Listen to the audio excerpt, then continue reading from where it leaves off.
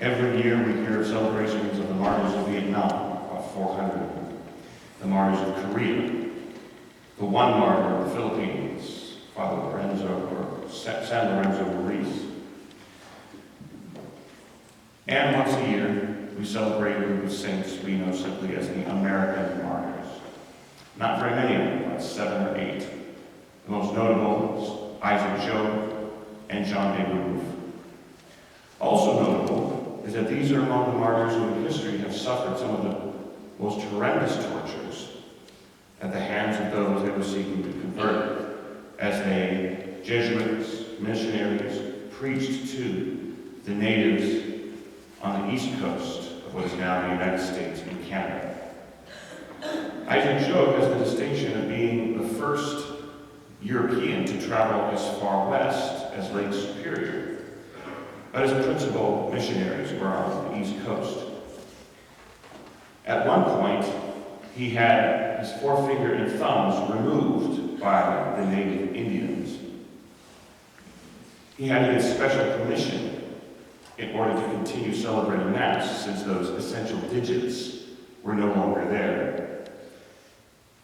And his resolve, as a result of all this, was to return to America, to continue his work in preaching. And it was there that he ultimately was martyred for the faith. How often do you find people actually returning to a place of torment in order to preach the gospel?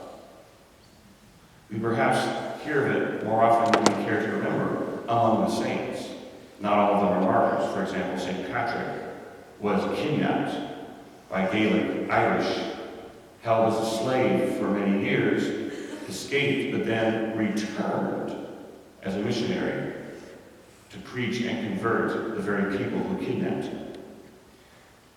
And there are other examples of martyrs who, while they were tortured, maimed, dismembered, continued zealously to preach that gospel. Nothing would hold them back.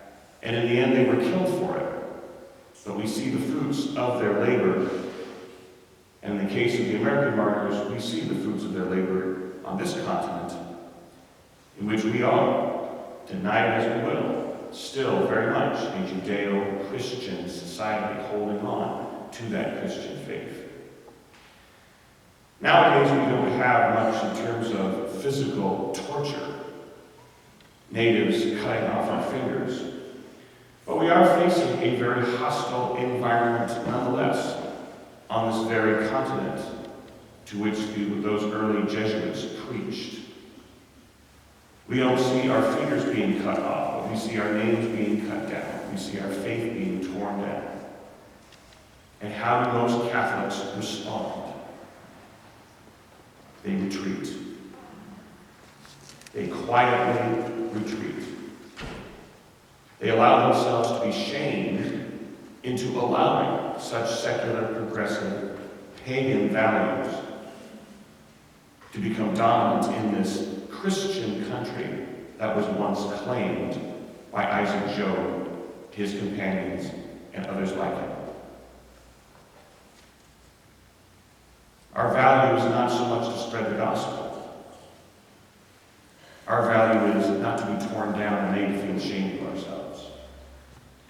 But I often wonder how Isaac Job would be honored today if after losing his fingers he went back to France and said, well, I've suffered enough. They really don't want us there. They really don't want to accept this gospel. I really should just leave them alone. After all, what have they ever done? I made them mad by coming and trying to usurp their value system and give them the gospel. Maybe I should just stay in France. But today, what do we see among many Christians and many Catholics? I come from a city up in Northern California, which I often like to say was once a very, very Catholic town. Now it is one of the most anti-Catholic cities in the world. And the worst offenders are the Catholics. When the 60s came, the assault on traditional values came about, people thought it would simply go away if they just didn't combat it. They quietly went about their business, quietly worshipped, now, having served twice in the city itself, you see churches that are more empty than this on Sunday. Because people no longer practice, they no longer feel the values that we hold as Christians. They feel ashamed that the church is so homophobic, sexist, bigoted, and they have allowed themselves to be shamed away from the faith. Because they never had to begin with that same zeal that the Jesuit missionaries had when they first brought that faith and died for that faith on this continent, granted on the East Coast. But we still need to find renewed in us that zeal for the faith. To stand up for those values against a savage progressivism bent on destroying the Christian value system and the Christian faith and its impact in our society. Let me ask you a simple question. Do you really think that many people are in favor of gay marriage? No. Or have they just simply allowed themselves to be bullied Yes. and harangued, maimed, tortured, beaten in the proverbial sense, into finally simply giving in? Because after all, we have to accept people for the way they are. We don't want to cause them any consternation or any pain. And our call is pretty much love, which means let people do whatever they want. We're called to have that same zeal. Obviously not to condemn, but to continue to bring forth the values of this faith, to stalwartly preach it. And we are not suffering a bloody persecution, but a persecution nonetheless. And we have as our example Isaac Job and John David Wolfe and their companions, others like them who brought that faith to these shores and suffered horrendous tortures, and yet planted that seed that enabled this country to be so ingrained in Judeo-Christian values that we even boast of a Catholic founding father who signed the Declaration of Independence and signed the Constitution. Among all these deists, we have a Catholic who spoke up for the presence of the Christian faith and the presence of the Catholic Church among the founding fathers, Charles Carroll.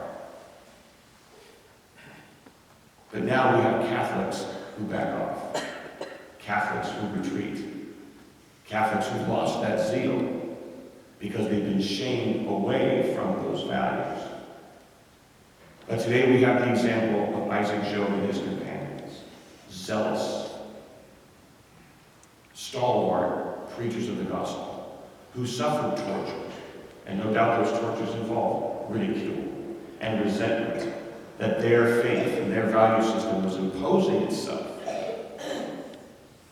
on the savage natives that they sought to bring into the faith.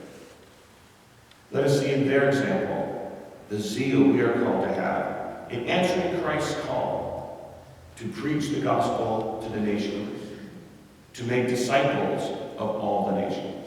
And no, he doesn't say suggest discipleship. He doesn't say propose discipleship. He said, make them disciples. That's not a suggestion. He said, make disciples of all the nations. And that was the zeal that brought Isaac Job back to the Americas, even after suffering such tortures, even having been maimed to such a degree that it threatened his future as a priest. His zeal was to make disciples of these tribes that didn't want him there. And we see the fruits of his work.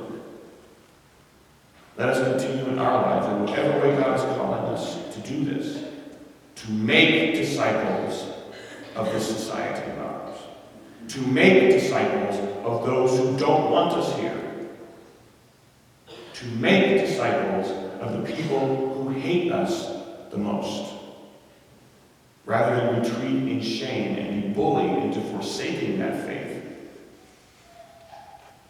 We ask for some iota of the zeal of those saints we celebrate today, who did not die in Japan, who did not die in Mexico, who did not die in the Philippines or in Vietnam, who didn't die in Africa and didn't die in ancient Rome, They died right here on our shores, planting the seeds of the gospel. Let us stand on the shoulders of those giants and stop dismantling their legacy. But let us build upon that in our own zeal, in living that gospel, in promoting it, in resisting that which fights against it, and make disciples of all the nations, including and especially those who don't want us here.